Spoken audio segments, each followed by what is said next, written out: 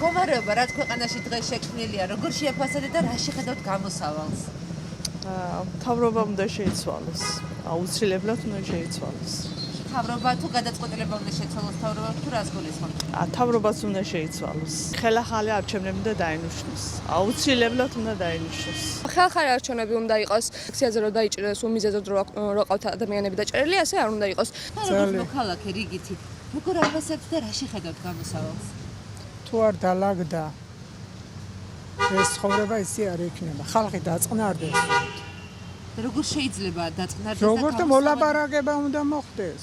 რა თვალსაზრისით? რა თვალსაზრისით მოხდეს უნდა მოლაპარაკება და ჩაინიშნოს უნდა ახალი არჩევნები.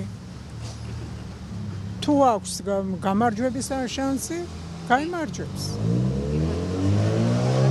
არეულობას არ ჯობს მაგი ამდენ ხოცვას ჟლეტას. დამშვიდეს უნდა როგორ ახლა ხმაური და იმით არაფერი არ გამოვა. უნდა დამშვიდეს, დაასხდნენ, მოილაპარაკონ და შეთანხმდნენ.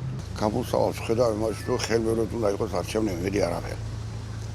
თუ არჩევნები არ მოხდა, ეს შეიძლება ეს ყველაფერი ასარეულობა და ეს ყველაფერი შეიძლება გაგრძელდეს დიდხანს კიდე. გართულდეს. სხვა რამეში გადაიზარდოს იქნება კიდე. იმიტომ რომ სოხუმიდან ვარ და წარმოვიდგენია ამ პერიოდში რომ გადმოვიდა რა ხდებოდა სამოქალაქო მიიღო ძმას კლავდა და შესაძლებელია ქართველთა განხეთქილების ამბავში მოხდეს ეს სასწაული ამბავი რაც მაშინაც ხდებოდა 93-იან წლებში. მეტი რა მაქვს თქვენია. მინდა რომ განმეორდეს და არჩევნები იყოს ხელმეორედ შედგეს ხელმეორედ არჩევნები. ქვეყანა გვეუბნება, სოფლიო გვეუბნება რომ უნდა იყოს ასე და რა ვქნა ახლა მე ერთი მოქალაქე ვარ და მეც ასე მომწონს რომ ასე იყოს. რა შეხედავთ გამოსავალს და როგორ აფასებთ? მე მგონი ერთმანეთი უნდა შევიყვარო და ერთმანეთი დავაფასო და ერთმანეთს ურთიერთი პატივისცემა უნდა გქონდეს ერთმანეთის. მე ასე მგონია. არჩევნები ახლა მე მინდა მშვიდობა და დანარჩენი არ მაინტერესებს.